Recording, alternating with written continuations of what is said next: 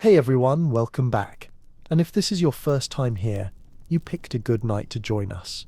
If you're already half asleep, tucked under a blanket, that's completely fine. You're exactly where you're supposed to be. Before we begin, tell me something down in the comments. Where are you listening from and what time is it for you right now?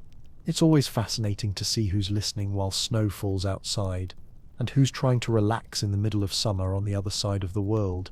And if you enjoy drifting into these quiet corners of history, the kind of stories that don't shout but whisper you to sleep, then leave a like, subscribe, and join our little midnight history circle. If you doze off before doing it, that's fine too. We'll count it as a win for relaxation. Now take a deep breath, let your shoulders drop, and listen to the fire crackle softly in your mind. We're traveling back to a December that looked nothing like the ones we know. A December of 1776 in a young America still trembling on the edge of revolution. Snow presses down on rooflines and fences. The air smells of smoke and damp wool. And Christmas, when it comes, arrives quietly. Without trees, without carols, without certainty. It's a winter where hope feels thin, where George Washington's army is fighting just to survive, and where the meaning of Christmas isn't found in celebration, but in endurance. So dim the lights, settle in, and let's step together into that frozen December night to discover what Christmas was really like in 1776 America.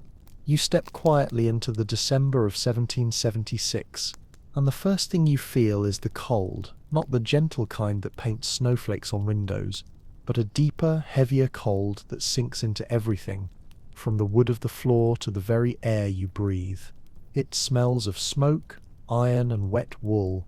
The snow outside presses close against the small panes of glass, and each gust of wind seems to rattle the house like a living thing, reminding everyone how thin these walls truly are. Inside, a single fire holds the room together. Its glow flickers weakly across faces softened by fatigue, by the long wait of a season that asks for more than it gives. You can hear the faint pop of sap inside the logs, the slow breath of someone sitting near the hearth, and the creak of the bench as they shift to warm another side. There is no Christmas tree here, no ornaments, no sound of laughter rising above the crackle of the fire. The table nearby is clean and bare, except for a small loaf of dark bread wrapped in cloth, and a wooden cup filled halfway with beer that has long since gone flat. Yet nothing feels empty. There is a quiet kind of purpose in how everything is arranged. Careful, deliberate, meant to last. You glance toward the window and see only greyness beyond the frost. The war has made travel dangerous, food uncertain, and even prayer feels quieter this year. But inside this home people still gather, not to celebrate, but to endure together. It is a shared silence rather than a shared feast. In one corner, a woman mends a sleeve by candlelight, her fingers stiff but steady. Across from her, a man stirs a pot hanging above the coals. The smell is faint, something earthy and plain, maybe a stew of grain and a scrap of salted meat. The kind of meal made to stretch farther than it should. There's no sense of complaint in the air, only focus, only patience. You realize that in 1776, Christmas in America is not a universal celebration. In many places, it is just another cold winter's day.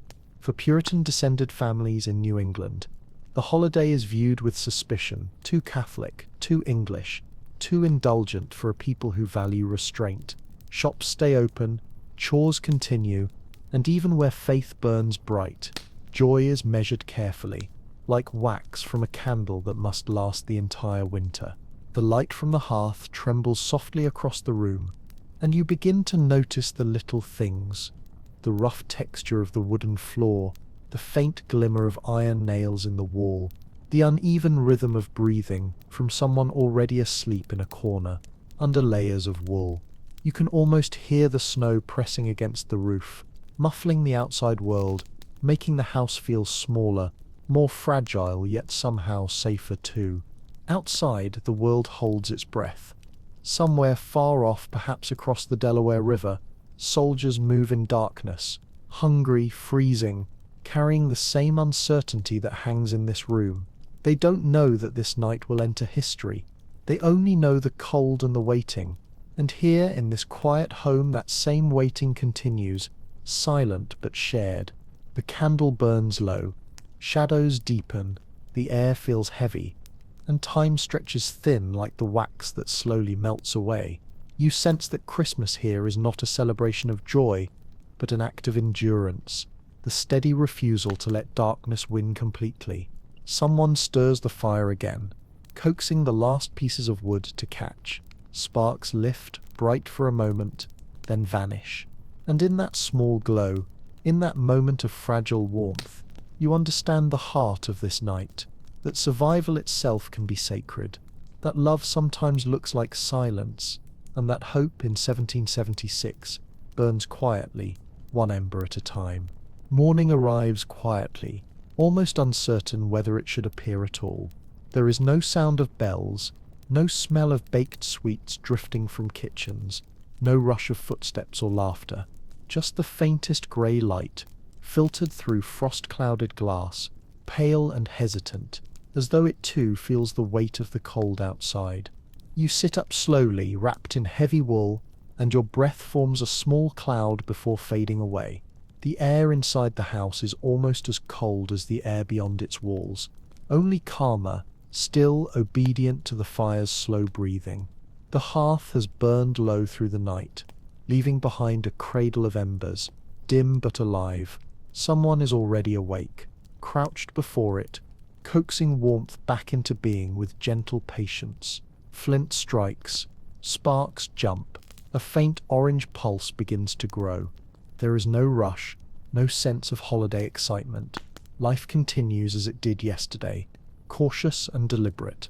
In most homes of 1776, heat comes from a single fireplace, sometimes two if a family is fortunate. Bedrooms remain unheated. Cold is something expected, not fought. You swing your legs down to the floorboards, and the shock of their chill steals your breath for a moment. Then you move toward the fire, guided by instinct more than thought, hands extended, palms open to the thin stream of warmth. Around you, others begin to stir. Layers of clothing rustle. A kettle is placed carefully over the coals. The scent of smoke, iron, and faint pine fills the air. There are no decorations, no greenery draped across beams. The rhythm of the house depends not on festivity, but on necessity: fuel, water, bread, fire. Even the smallest task feels deliberate, done slowly enough to conserve both strength and silence.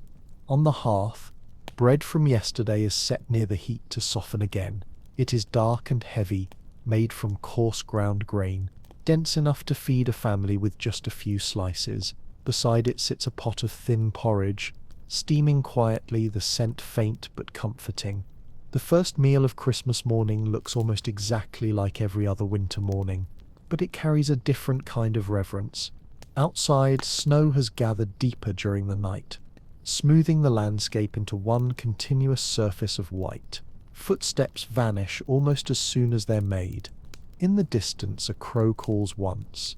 Then silence settles again. You can almost feel the cold pressing through the walls, reminding you that warmth is not a right, it's a victory. Renewed each day, you notice small details. A child rubbing sleep from their eyes beside the fire, wrapped in the same clothes they wore to bed.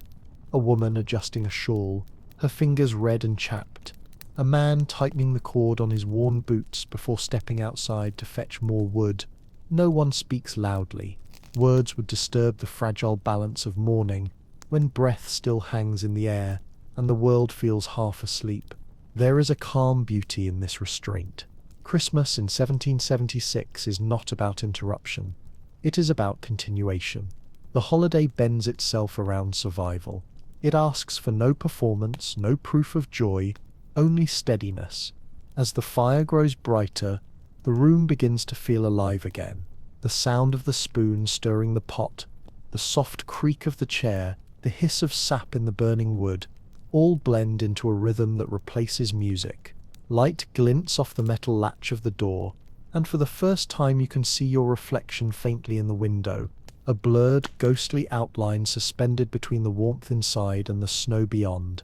You breathe in the smell of bread, faint sweetness and smoke mingled together, and realize how easy it is to forget that this was once luxury enough, in a time when sugar was rare and spice belonged to trade ships rather than kitchens.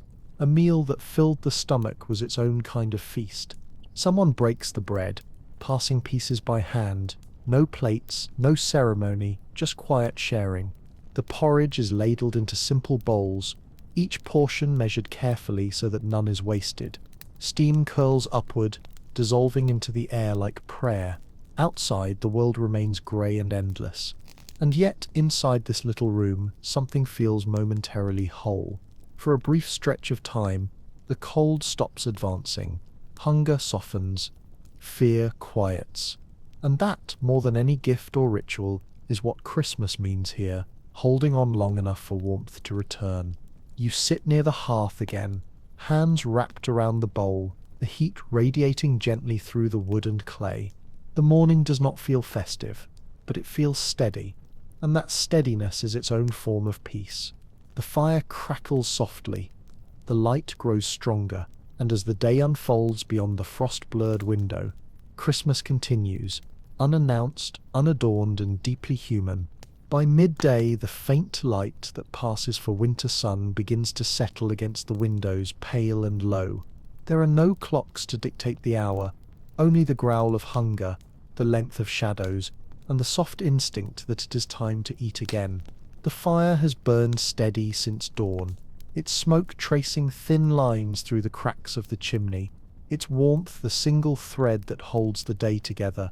The house smells faintly of grain and wood smoke, of slow simmering broth made from what remains, a few bones saved from autumn's slaughter, a handful of beans, a scrap of salted pork boiled long enough to soften the salt.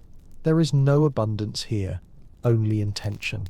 Every ingredient is remembered, measured, preserved from another season. Christmas in 1776 does not bring surprise or indulgence. It brings gratitude disguised as routine. You can feel it in the way the family gathers near the table without a word, not in celebration but in quiet synchronization, as though their movements have been rehearsed by countless winters before. The table is small, its surface worn smooth, its wood darkened by age. No plates shine here, no silver reflects the firelight, just wooden bowls, a shared loaf of bread, and hands that know exactly where to reach. Bread is cut into deliberate slices, each one nearly identical, as though fairness itself has been carved into the loaf. Its crust is dense, its inside dark and heavy with rye. The knife moves slowly, the sound of its edge scraping against the board as steady as a heartbeat. A small pot of stew is ladled out in silence, its steam rising like a soft veil between faces. You notice how the first bite comes not with excitement, but with relief, the warmth of it spreading from mouth to chest, filling more than hunger. The conversation that follows is simple, practical, and brief. No one talks about gifts or plans for tomorrow. They speak of wood supplies, of how deep the snow might be by nightfall, of whether the cow still gives enough milk to last the week. The air hums with quiet togetherness. Even the sound of chewing feels rhythmic, the kind of calm that belongs only to people who have learned to live within limits. In the corner, a child dips their bread into broth, softening it until it nearly dissolves. The gesture is slow and methodical, not rushed, a way to make the small portion last longer. A single candle burns on the table. The flame trembles each time the door opens, letting in a curl of cold air that bites the skin before disappearing. Someone laughs softly, though it is more of an exhale than a sound, a brief escape from silence that fades quickly back into calm. There is no dessert waiting afterward, no ceremony to mark the meal as special. What makes it different is simply the decision to pause, to share, to eat together rather than apart. In this world, that is enough. Outside, the sky begins to dim again. Though it is barely afternoon, the day moves by like breath, shallow, cyclical, easy to miss if you aren't paying attention. Yet here, every moment feels intentional. Each bite, each word, each motion carries weight. You realize that Christmas in 1776 is not about joy or spectacle. It is about the discipline of gratitude, the ability to find meaning in what little exists, to share bread not because there is plenty, but because you trust that tomorrow will come and bring enough to begin again. When the meal ends, the table is cleared with the same quiet care that began it. Crumbs are brushed away, the last of the broth poured carefully into a clay jar to be reheated later. Nothing is wasted. Even the ashes from the fire will be saved to make soap in the months ahead. The family returns to their places by the hearth. Someone adds a small log to the flames. The light shifts, the shadows move, and the house exhales softly, returning to stillness. Outside, snow continues to fall, not dramatically, but endlessly, as though winter itself refuses to blink. And within that endless cold, the warmth of this small meal lingers, not as indulgence, but as proof that endurance can be beautiful. The day continues quietly. The fire hums, the house breathes, and Christmas, without song or decoration, continues to unfold, steady, restrained, and profoundly human. As the afternoon deepens, a quiet stillness takes hold of the house again. The warmth of the meal fades slowly, replaced by that familiar chill that seeps back through walls and windows, reminding everyone that comfort, here, is temporary. Outside, the sky sinks into shades of blue and grey. The wind sharpens. Snow begins to whisper along the roof. Inside, the table has been cleared. Dishes, wooden, rough, and long used, are rinsed with water warmed over the coals. There is no scent of sugar or spice, no trace of anything sweet to follow the meal. The air smells only of ash, wool, and smoke. And in that absence you begin to notice something remarkable, how peace can exist without pleasure, how quiet can fill the space that others might fill with song or indulgence. In most homes of 1776, sugar is a rarity. Molasses, when available, serves as a shadow of sweetness, thick, dark, and slow-moving, but refined sugar is precious, imported, taxed, and reserved for the sick or the wealthy. Even when it appears, it is measured by the spoon, not the handful. There are no cakes or pies cooling on windowsills, no puddings steaming in pots. The idea of dessert feels distant, almost foreign. Instead, sweetness is memory, a story told about a taste once known, not something present on the tongue.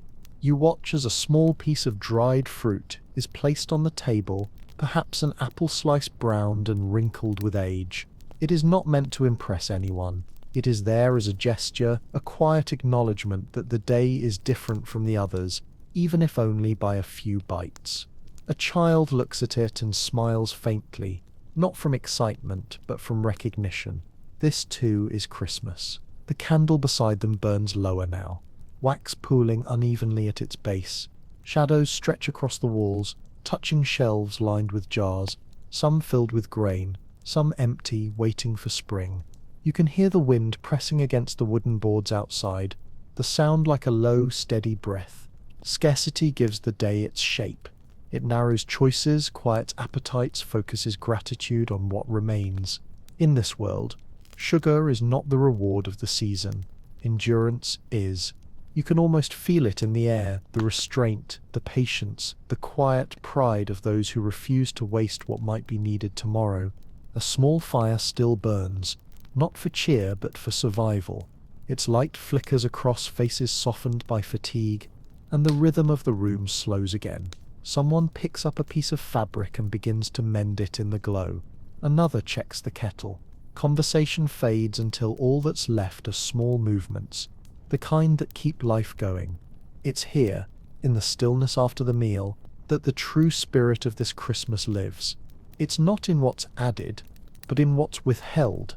Not in abundance, but in care. And the more you watch, the more you realize how this restraint, this deliberate simplicity, has its own kind of sweetness. Outside, night gathers fully. The snow has thickened into a quiet curtain. The world feels smaller now, softer, as though the cold itself has pulled everything closer together. Inside, the candlelight trembles one last time before being snuffed out. The room falls into semi-darkness, guided only by the glow of the fire and the slow, steady rhythm of breathing. There is no feast, no music, no grand display, but there is peace, heavy and real, resting on everything, like snow on rooftops, soft, cold, and perfectly still. By late afternoon, the world outside has turned the colour of pewter. The snow that fell softly in the morning has deepened into drifts that erase boundaries. Roads, paths, and fields all blur into one endless sheet of white. And yet, somewhere beyond the faint line of trees, there are still places where people gather, where survival is bartered quietly beneath the weight of winter. You imagine the narrow road leading to a small colonial market, the kind that forms even when everything feels uncertain. The snow along the path is packed down by boots and hooves, turning icy and slick, and each breath you take stings in your throat. The cold is sharp enough to make speech unnecessary. People walk in silence, shoulders hunched, faces half hidden by scarves. The only sound is the faint creak of wagon wheels and the muffled rhythm of footsteps in snow. When you reach the market, it is smaller than you expect. Not the lively bustle of spring or autumn, but a gathering of necessity. Wooden stalls stand close together, their roofs dusted with frost. Smoke curls upward from a few small fires kept alive in barrels. The smell is faintly metallic, a mix of frozen earth, smoke, and salted meat. There is no Christmas music here, no garlands, no chatter of celebration. The air feels cautious, the mood practical. Prices rise not because of greed, but because the war and the weather have made everything fragile. Grain, when it appears, is weighed by handfuls. Salted pork is traded like currency. A woman exchanges a skein of yarn for a small pouch of flour. A man counts out coins slowly, watching them disappear from his hand like pieces of the season itself. Historians still debate how widespread these shortages truly were in the winter of 1776, whether hunger struck all colonies equally, or only certain regions. But standing here, it's hard to imagine abundance anywhere. You can feel scarcity in the way people move, the way they watch one another, not with suspicion, but with awareness, each knowing exactly how much they have left, and how much they can afford to lose. Rumors float through the market like smoke. Someone murmurs that Washington's troops have crossed the Delaware. Someone else says British patrols were seen farther north. The truth doesn't matter as much as the tone. Hope and fear travel faster than wagons, shaping the market's rhythm as much as coin and goods. You notice how few smiles there are, yet how much quiet cooperation still survives. When one stall runs out of bread, another family offers a trade instead of turning away. A child helps lift a sack of beans onto a sled. The acts are small, but they mean everything. As daylight fades, the market begins to dissolve. People leave the way they came, one by one moving back into the grey, their shapes swallowed by snow. No one lingers. Cold forbids it. The barrels of fire dim. The smoke drifts upward, and soon only footprints remain, shallow impressions already filling with the next snowfall. You walk home slowly, feeling the bite of the wind against your cheeks. In the distance, chimney smoke rises from scattered houses, thin, faint, like signals of endurance. Every home burns what it must, saves what it can. And though there are no bright lights to mark the holiday, no colours to cut through the white, the quiet movement of people helping one another becomes its own kind of celebration, one that doesn't ask to be seen. By the time you reach the door again, the firelight waiting inside feels warmer than before, almost golden.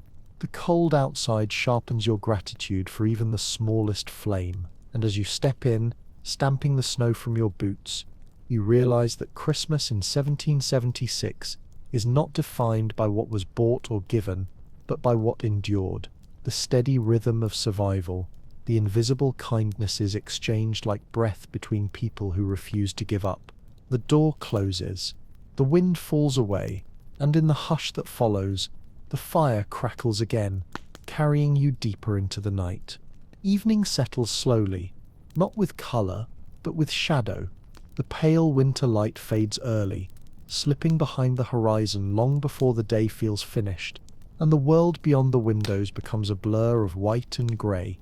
The fire glows low now, a steady amber pulse in a room that seems to breathe with it. Dinner is not a feast. It never was meant to be. Bread and small beer form the heart of the evening meal. Two simple things that carry more comfort than their plainness suggests. The loaf is dark and dense, its crust rough from the wood-fired oven. When sliced, it releases a faint, nutty scent, the smell of grain and earth. The knife moves carefully through it, leaving clean lines. Each piece is nearly the same size, not from precision, but from fairness. The bread is placed near the fire to soften a little, and then passed hand to hand. There is no ceremony, just quiet gratitude. Beside it sits a clay jug filled with a dull golden drink, small beer, brewed weak and steady, safer than water, meant to warm the body without clouding the mind. It hums faintly when poured, like something alive, and the first sip burns gently, not sharp like spirits, but warm and steady, moving from chest to fingertips. Children drink it too, in small amounts, because it is nourishment, not indulgence. Elders sip it slowly, the way one listens to a story already known. The room smells faintly of yeast and smoke. The air is thick with patience. A curious custom survives here, one you might not expect. Sometimes slices of bread are dipped directly into the beer or into broth to soften them, making the food easier to chew, stretching each piece a little further. The act is unremarkable, almost instinctive, yet it feels deeply human, a kind of quiet ingenuity passed through generations without ever being spoken aloud. Conversation fades as the rhythm of eating takes over. The sound of chewing, the faint clink of a cup being set down, the creak of wood beneath shifting feet. These become the music of the evening. There is no rush to finish. Hunger has been satisfied, and now warmth becomes the main concern. Outside, the wind moves gently against the walls. Inside, the silence feels full rather than empty, as if every breath, every flicker of the fire, carries the memory of all the nights before. You can sense how routine becomes ritual here, how repetition builds meaning when the world outside is uncertain. Historians still debate whether colonial families treated Christmas evening differently from any other night. Some say soldiers and farmers took extra ale, that taverns glowed with temporary cheer. Others insist that restraint prevailed. Sitting here, in this room of flickering light and careful quiet, you feel that truth lies somewhere in between. There is contentment, but it is calm, the kind that warms rather than excites. When the bread is gone, crumbs are brushed neatly toward the hearth, fed to the fire as though returning the warmth that made them. Nothing is wasted. The mugs are rinsed with a small amount of warm water and placed back on the shelf. The fire hums, the air grows heavy again. Someone leans back in their chair, eyes half closed, head tilted toward the faint sound of logs shifting. Another person pokes the fire once, watching the embers bloom briefly into light before dimming again. This is Christmas evening in 1776.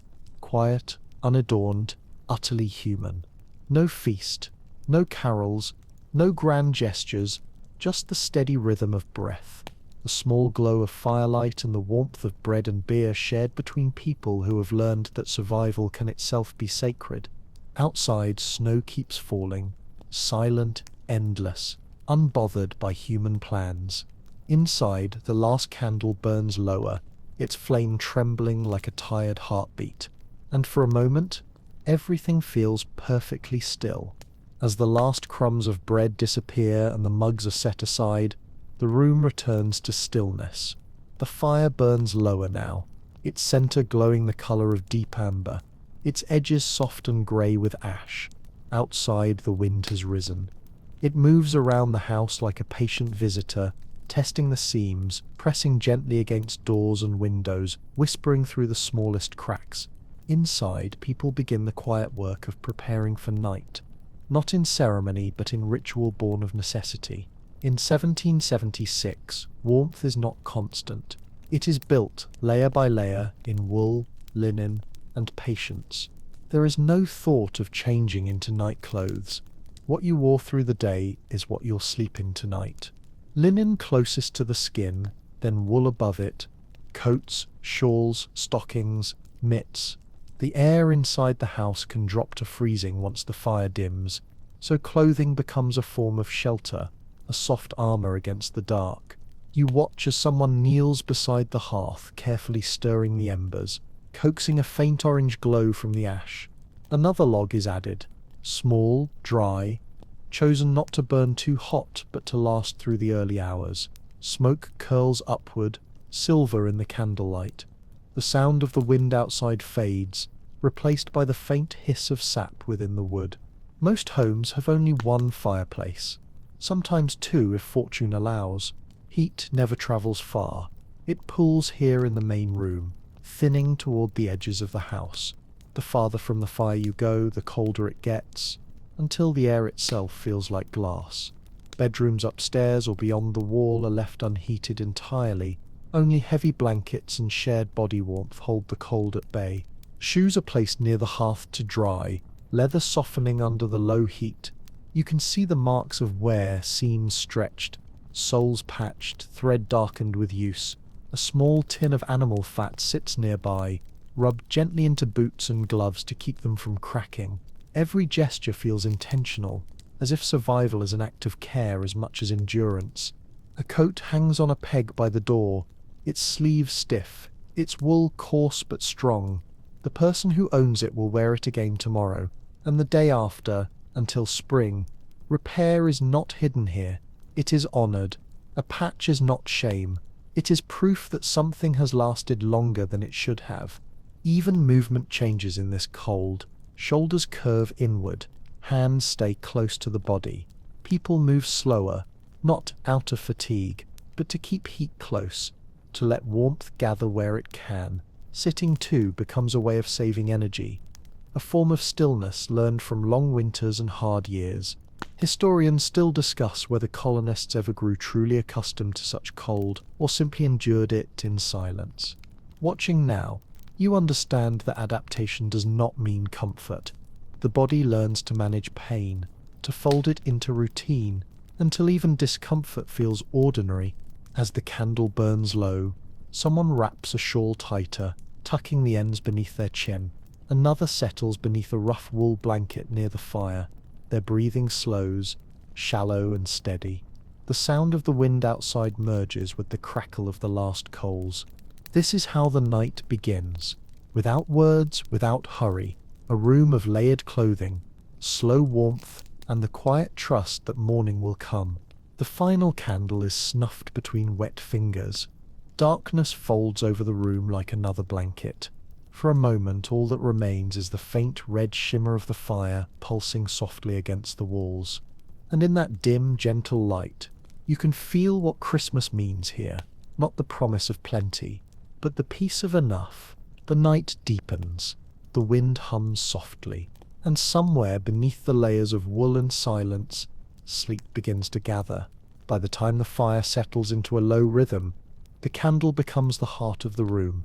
Its flame bends slightly each time the wind breathes through the walls, and the shadows it casts move slowly, like thoughts that never quite disappear. The world outside has vanished now. There are no stars to see through the frost-blurred window, no sound beyond the soft sigh of snow sliding from the roof. Inside, only the small circle of light remains, surrounded by patient dark. Candles in 1776 are precious things. Each one holds value measured not in beauty but in hours. Wax is gathered carefully, melted and remade again and again. The wick is trimmed with quiet precision, and every moment it burns is a decision, an act of permission. You do not waste light here. You earn it. Someone moves through the room with the calm of habit. A needle flashes once in the dimness as a tear in a sleeve is mended. A wooden spoon is cleaned, set aside. No movement is wasted. No word spoken unless necessary. The air smells faintly of tallow, of warm metal, and of wood slowly surrendering to flame. Historians still discuss whether colonial families allowed themselves leisure at day's end or worked until exhaustion.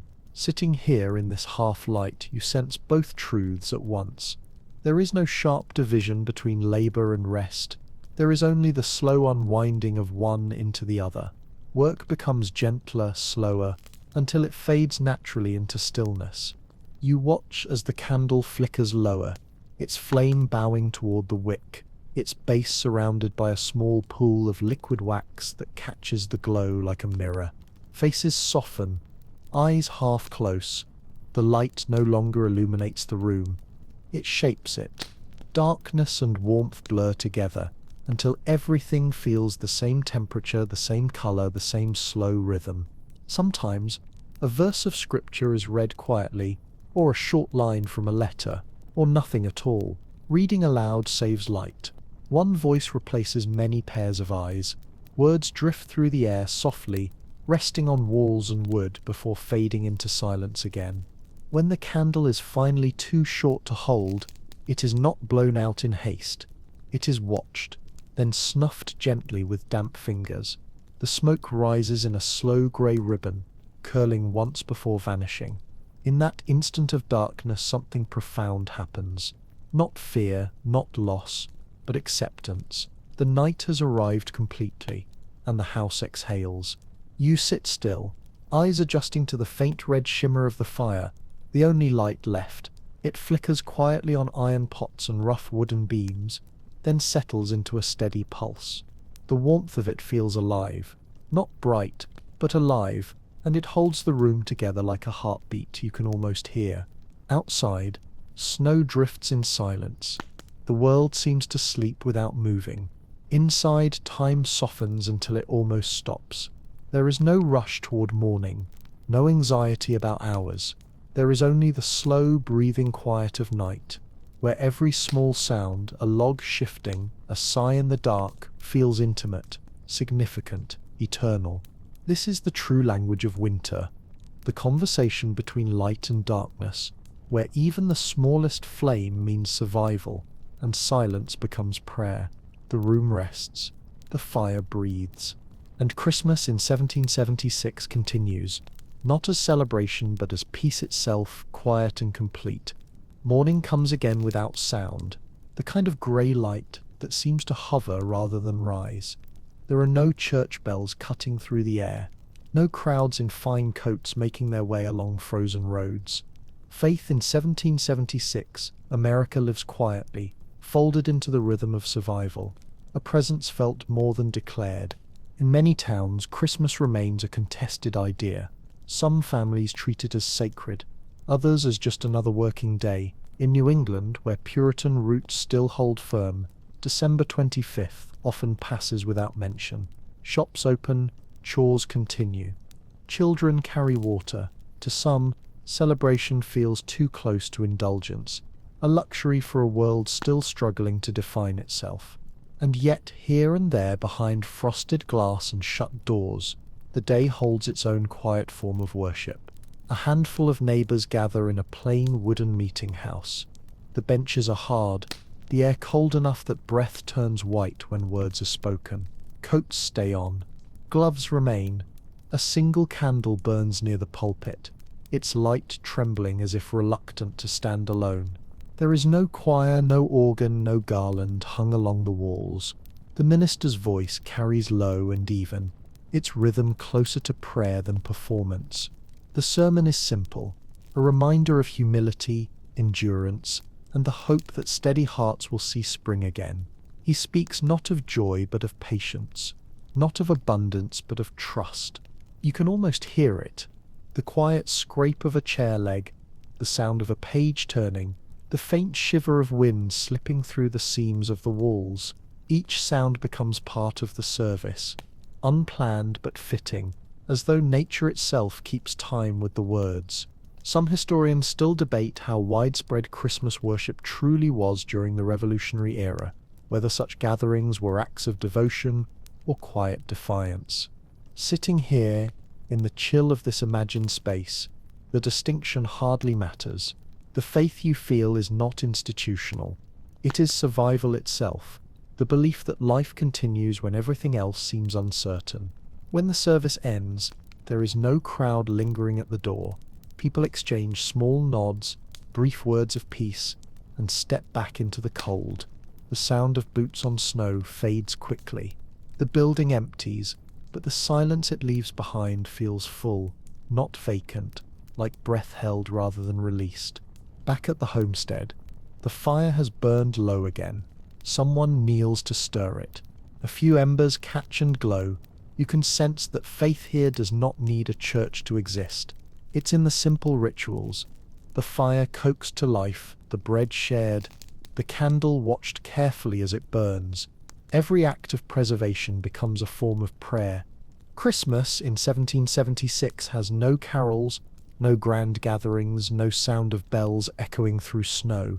And yet, beneath the restraint, there is reverence, quiet, steady, and human. It is the kind of faith that whispers rather than sings, that burns like a coal instead of a flame, that believes not in miracles but in endurance. The day drifts onward, soft and uneventful. The snow keeps falling, the fire keeps breathing, and the hush of worship lingers long after the last word has been spoken. As the pale winter day stretches toward its slow decline, you notice them, the children, not running or shouting or tearing through wrapping paper, but moving softly, almost cautiously, within the rhythm of the household. There is no sound of laughter echoing through the room, no bright surprise waiting by the fire. Childhood here is different, not less alive, just quieter, shaped by a world that demands patience before joy. There are no toys waiting on this Christmas morning, no ribbons, no boxes, no wrapping paper crinkling in the air. If a child is lucky, there might be a small gift, a carved whistle made from a scrap of wood, a bright ribbon saved from a trade, or perhaps an apple, wrinkled but sweet, taken from storage and given as a gesture rather than a prize. The smile that follows is small and real, a warmth that lasts longer than sugar ever could. You can almost hear the soft scuff of their shoes on the wooden floor, the creak of a stool as one climbs to look out the window, pressing a small hand against the frost. Outside, snow lies untouched, and in that stillness, even the smallest sight, a bird landing on a branch, a puff of smoke from a neighbor's chimney, feels like a story waiting to unfold. Children here know winter as both teacher and boundary. They learn early that warmth comes from helping, carrying wood, holding a bucket, watching a pot. Their laughter when it comes is soft and short, hidden like a secret so it won't disturb the grown-ups' concentration. Yet in those brief sounds, life glimmers through the stillness, like sparks rising from the fire before fading into smoke. There is no concept of boredom in this world, only waiting. The day moves at the pace of light and hunger, not clocks or calendars. A child learns to listen to the hiss of the fire, to the faint whistle of wind beneath the door, to the sound of someone humming quietly as they mend a seam. Each of these becomes a kind of lullaby, a rhythm of belonging. Historians still wonder how children of this era experienced holidays so stripped of spectacle, whether they felt deprived or simply accustomed. Watching now, you sense that expectation shapes joy. When there is no promise of more, what already exists becomes enough. A small girl sits near the hearth, wrapping her arms around a wool blanket that once belonged to her mother. She traces the weave with her fingers, eyes following the flicker of light on the floor. Beside her, a boy holds a wooden button, his only toy worn smooth from hours of rolling it across the boards. The game never changes, yet he plays it with full attention, inventing entire worlds from that small circle of movement. When hunger returns, they eat again, slowly, carefully, in the same rhythm as their parents. No sweets, no extra portions, only what is fair. But as they sit close together near the fire, shoulders touching, something deeper forms, a sense that togetherness itself is the gift. As dusk draws in, sleep begins to gather in their eyes. One leans against a shoulder, another curls up beneath a folded coat, the warmth of their breath clouding in the air before fading. No one tells them to sleep. It happens naturally, the body surrendering to the long rhythm of winter. In this quiet house, childhood is not loud, but it is rich. The toys are few, but the moments are long. And somewhere in the stillness between breaths and candlelight, you can feel it, that unspoken understanding passed from parent to child, that love in its simplest form needs no decoration at all. The fire hums softly.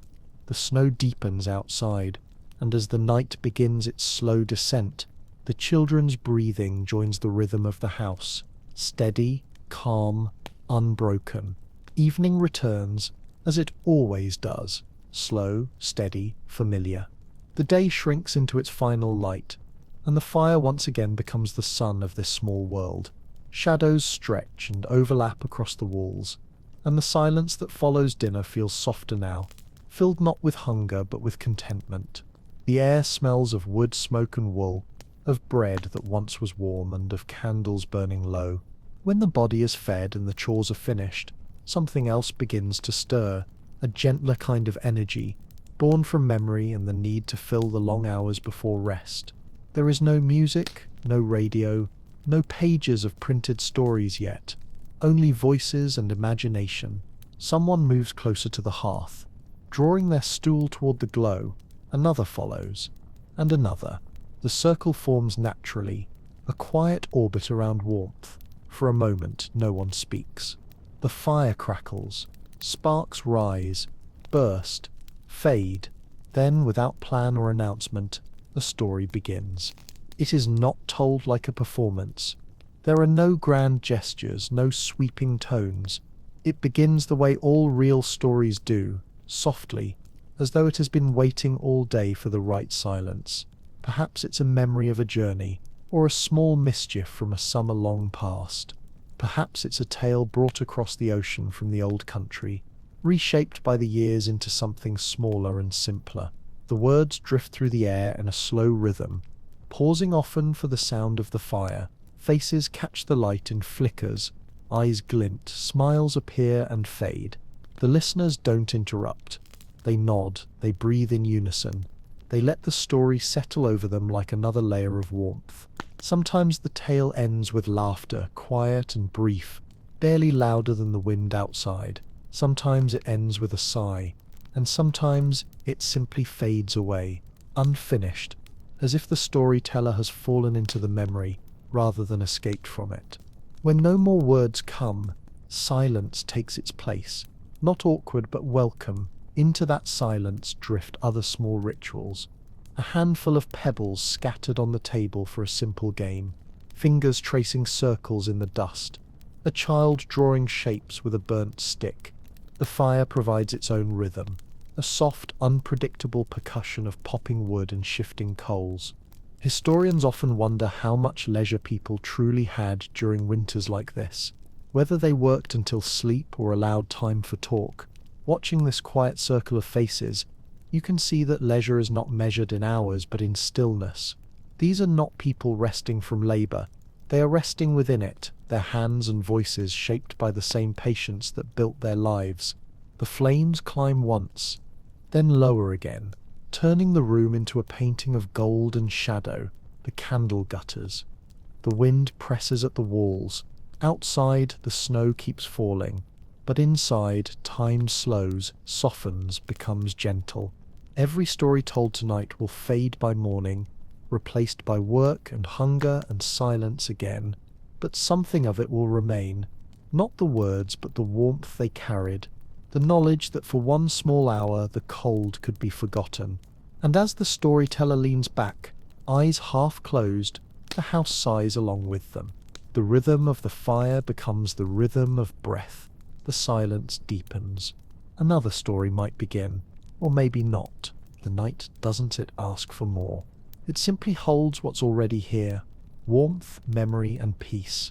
As the evening deepens and the wind grows louder against the shutters, the fire becomes the only voice left in the house. Its crackle fills the silence that conversation once held, and in that silence something small, fragile, and precious appears. A folded piece of paper creased from travel, browned by the warmth of too many hands. Letters in 1776 are treasures, not for their ink but for their arrival. Each one carries across miles of danger and delay, through rain, through frost, through the uncertain hands of soldiers and strangers. You can feel the weight of it before a word is read. The seal has long since been broken, but still the paper is handled with reverence, as if it might crumble under careless fingers. The writing itself is uneven, ink blotted where the pen lingered too long in the cold. You can see the pauses between sentences, where thought and memory collided.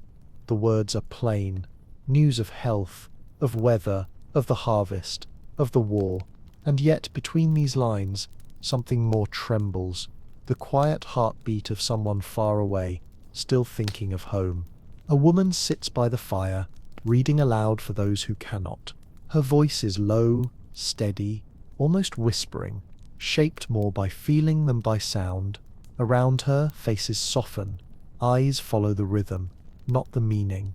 The words drift through the air and settle over the room like falling ash.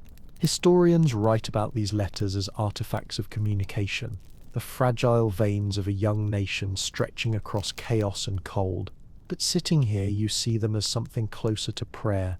The ink is not simply language, it is faith. Faith that someone will receive these words, that love can travel farther than distance, that time will hold steady long enough for the message to arrive. Sometimes the letter brings comfort, news of survival, of safety, of spring still promised. Other times it carries loss, the name of a son, a husband, a brother now gone. In both cases it is read the same way, slowly, with breath held, with silence following. Grief and gratitude speak in the same voice. When the reading ends, no one rushes to speak. The letter is folded again with care, the edges aligned, the creases retraced. It is tied with a bit of twine and placed inside a Bible, or beneath a candle, or into a drawer with a small lock. It will be read again in the weeks to come, and again after that, each time the same, each time different. Outside, the snow keeps falling. The world beyond the walls has no sound, no shape, no distance. Inside, this single piece of paper becomes the center of everything, the one connection between lives separated by miles, war and winter. For a moment, the room feels warmer, not from the fire, but from the thought of someone, somewhere, thinking of you at this very same hour. The candle flickers as if listening, and the flame bends toward the letter, its light trembling like a small gesture of recognition. When the paper is finally set aside, the silence that follows is not empty. It is full of presence, of longing, of all the things that words could not fit. You can feel it linger, even as the house returns to stillness, that invisible thread stretched through distance, unbroken by cold or time. Christmas in 1776 may have no gifts wrapped in ribbons, no carols echoing through the streets, but here by the fire, a single letter becomes enough. It is warmth made visible, love made tangible, faith written in ink that will never truly fade. The fire sighs softly, the candle's light dims again, and in the quiet that follows, the heart of Christmas glows unseen, steady, small, and beautifully alive. Far from the warmth of any hearth, Christmas night unfolds differently. It moves through the snow like a shadow, drifting over camps and frozen riverbanks, settling where the wind never stops moving. The air is sharp, dry, and utterly still. You can hear everything: the snap of a twig, the low murmur of a man coughing into his sleeve, the distant groan of ice shifting on the Delaware River.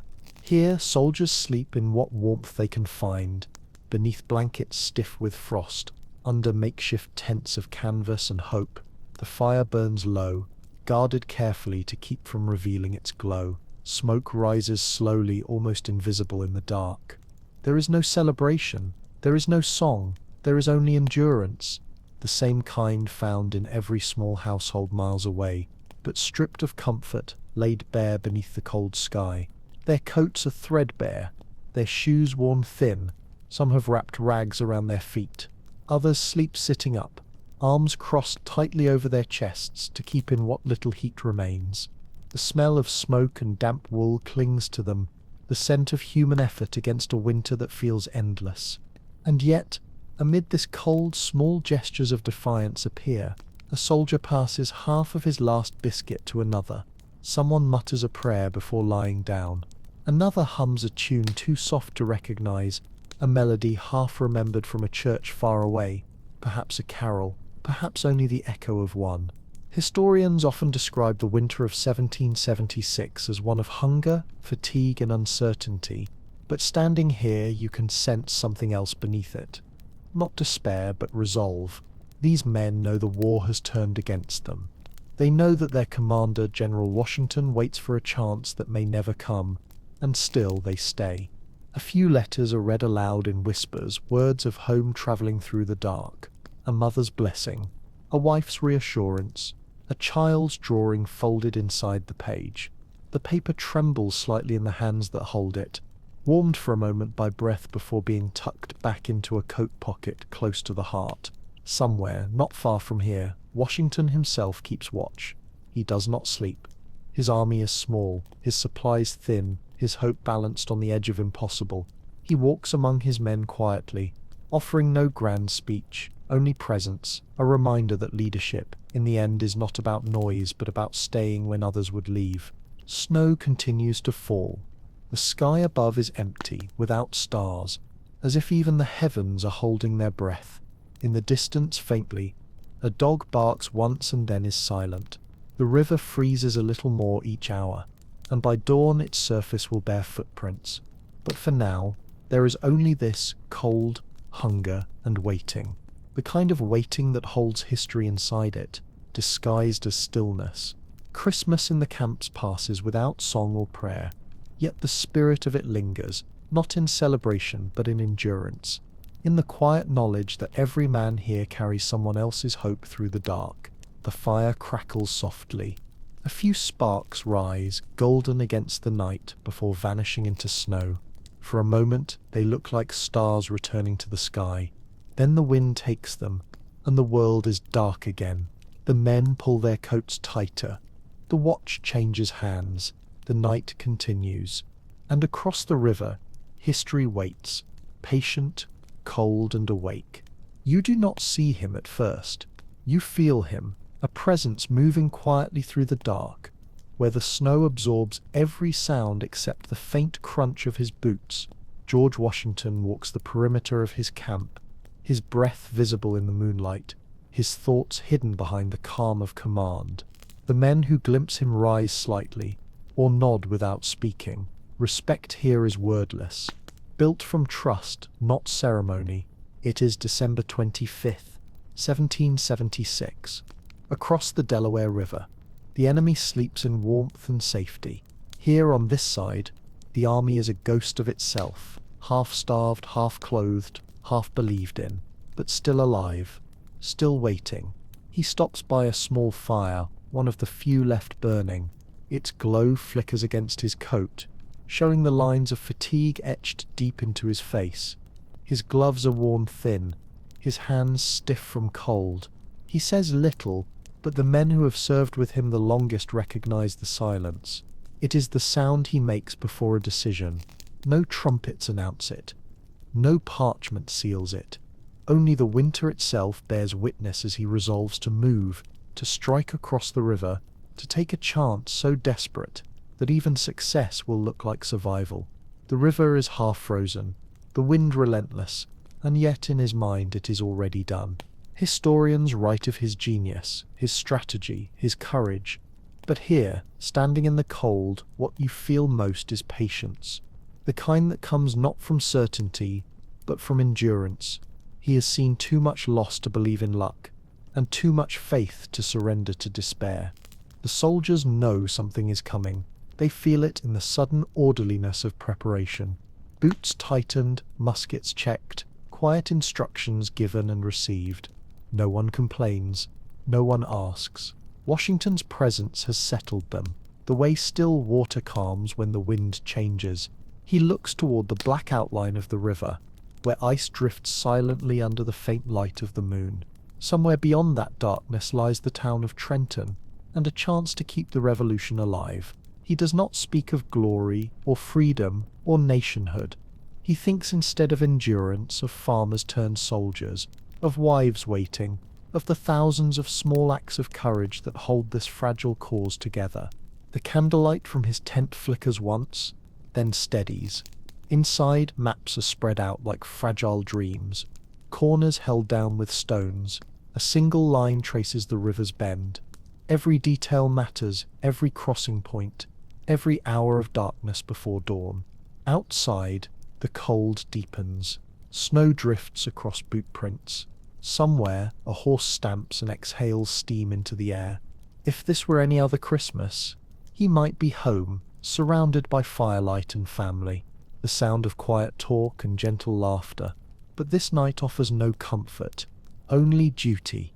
And yet, duty itself becomes a kind of faith, a belief that tomorrow, through cold and fear, something might shift. Historians still debate how close he came to despair that winter, how much he truly doubted. Sitting here in this moment, you feel that the truth lies between both extremes. He feared, yes, but he moved anyway. That is the kind of courage that builds nations. The fire beside him burns lower. The night is nearly silent, save for the steady rhythm of the river and the occasional snap of ice. He looks toward it one last time, and in that gaze lies everything. The fatigue of war, the loneliness of leadership, and the quiet, unyielding resolve of a man who refuses to let hope die before morning. Christmas passes without cheer, without prayer, without music. But it leaves behind something far more lasting: determination. Before dawn he will give the order. Before daylight the river will be crossed.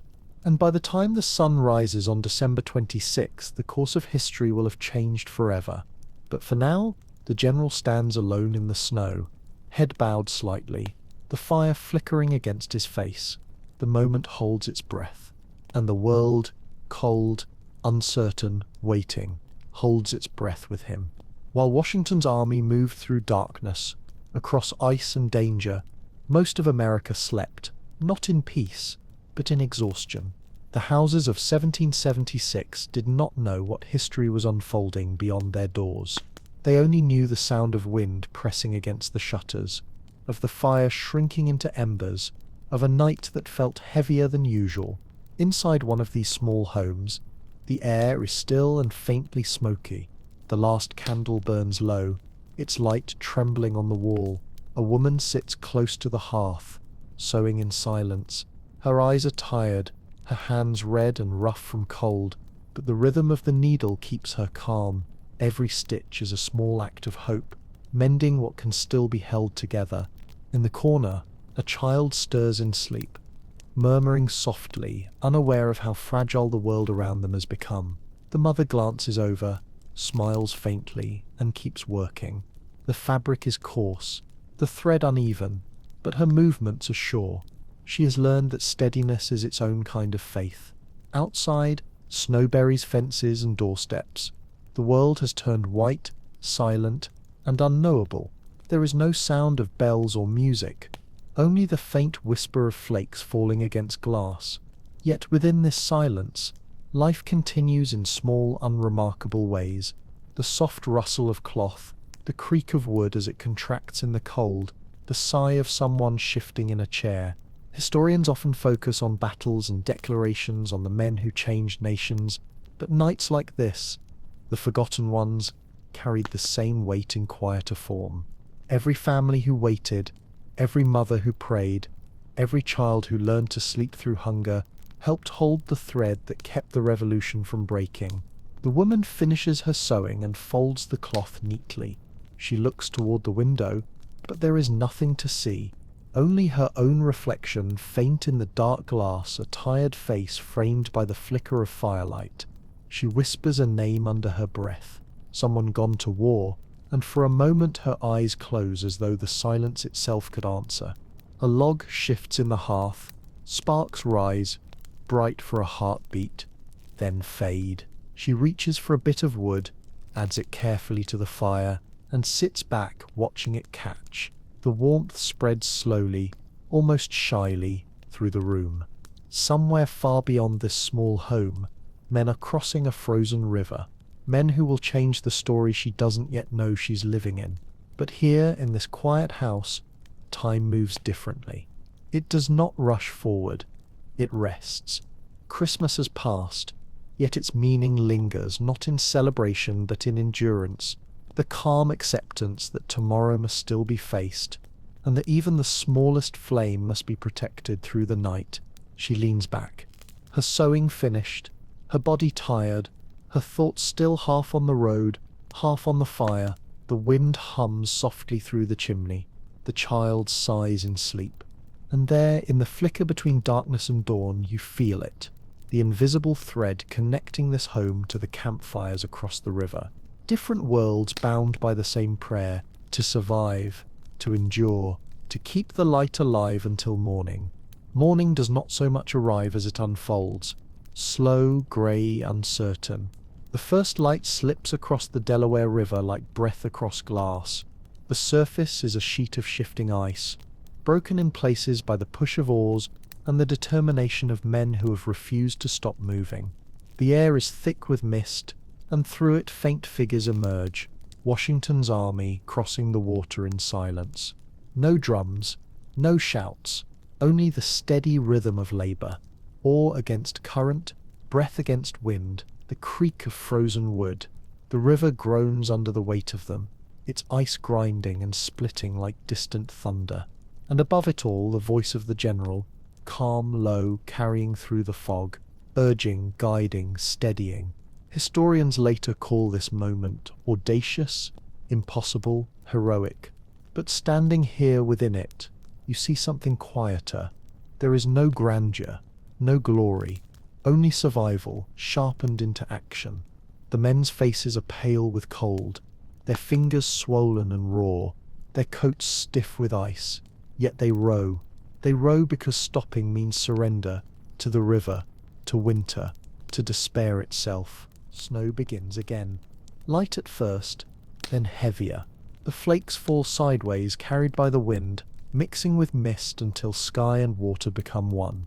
You can barely see the far bank, but they can, or at least they believe they can. Belief itself becomes a form of navigation. Somewhere in the distance, a faint light, a lantern signal, then the soft scrape of the first boats grounding against the far shore. Boots hit frozen earth. Orders pass down the line, hushed but urgent. Weapons are checked. Breath steams in clouds. The men move, slowly, deliberately, their shapes vanishing into the storm. Behind them, the river closes again, as though trying to erase what has just happened. But history does not vanish so easily. It leaves a mark even in the coldest places.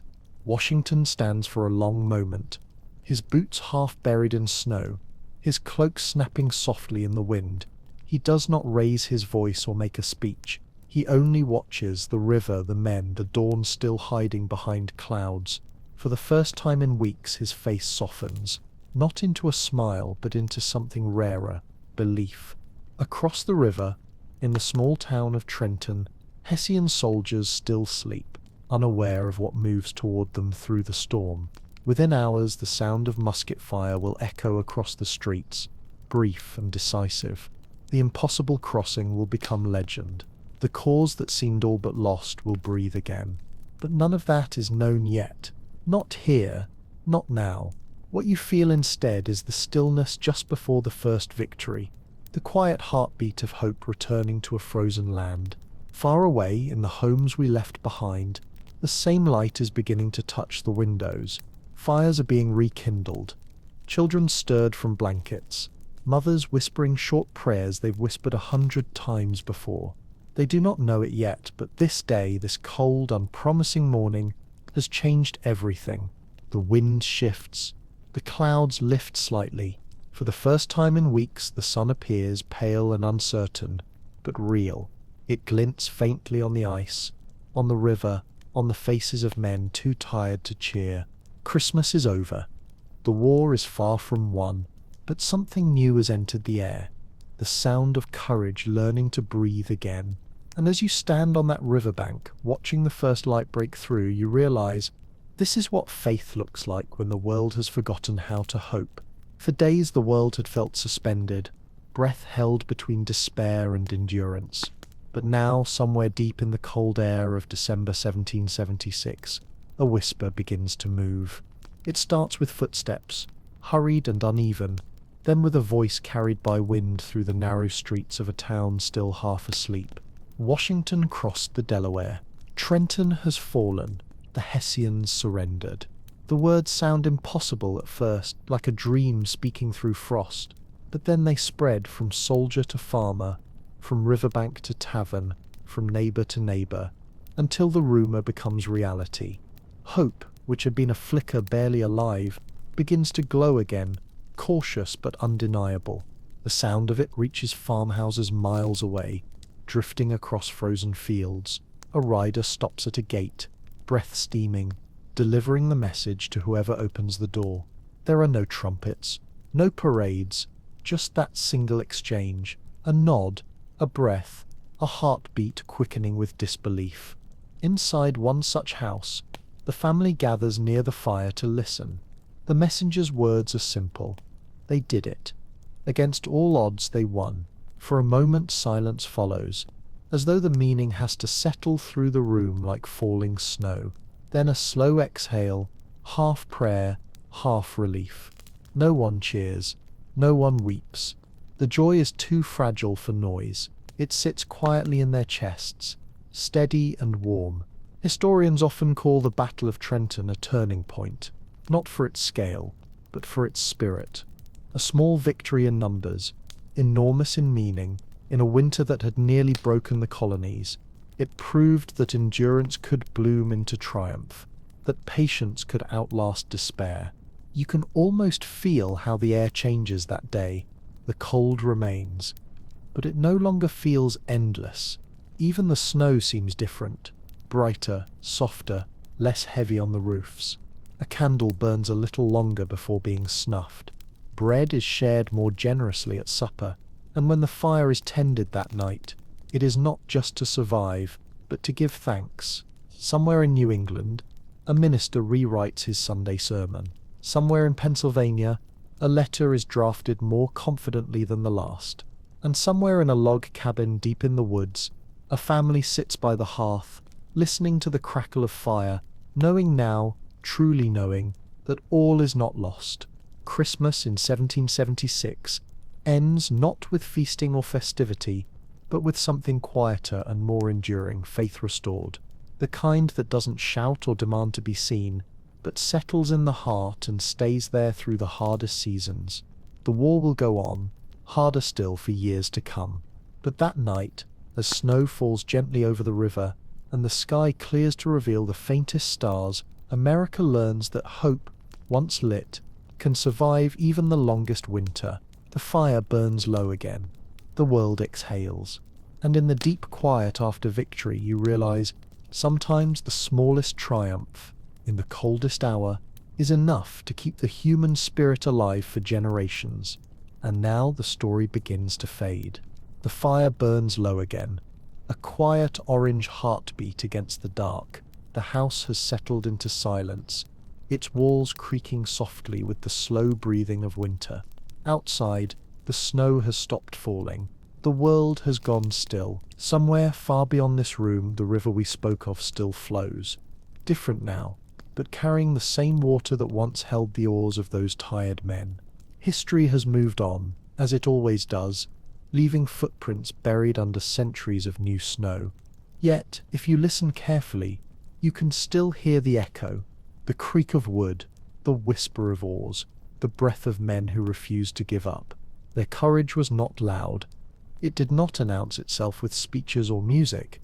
It sounded like this: the slow rhythm of persistence, the steady pulse of survival, the decision to keep going, even when no one was watching. And in that quiet strength you find the real spirit of Christmas, not in celebration but in endurance. Imagine yourself standing once more by that 18th century fire. The air smells faintly of smoke and pine. The room glows in soft gold, Outside, the wind presses gently at the shutters, as if testing the strength of the world. You close your eyes, and for a moment you are there. In 1776, in a land still uncertain of its future, yet already full of hope.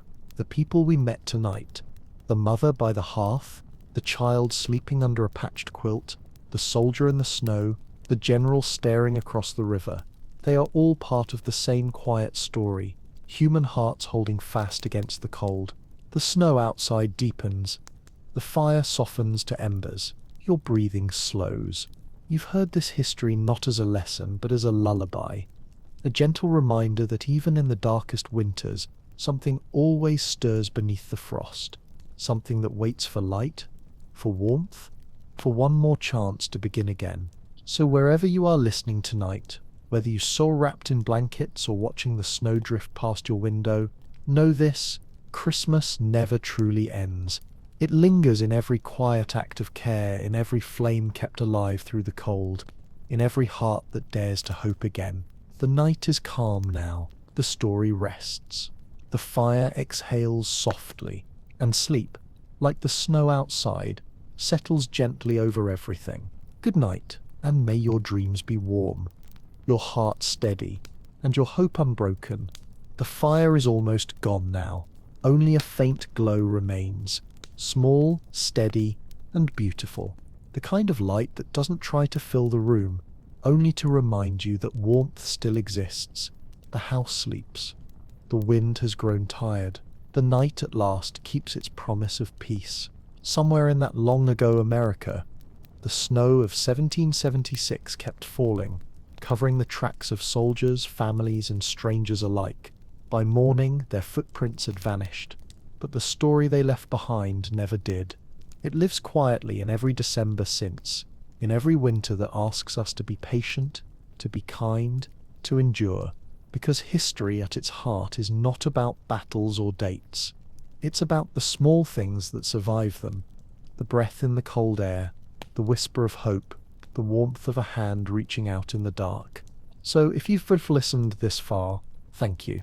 You've travelled through the cold, through time, through silence, and arrived safely back here, in the calm of your own room. Let the past rest now. Let the snow fall quietly over your thoughts. Let everything soften. And remember, the world has always been uncertain, but so has faith. Even in the coldest winter, someone kept a fire alive. Good night, traveller. Sleep well. And may the quiet courage of that first American Christmas keep you warm wherever you are.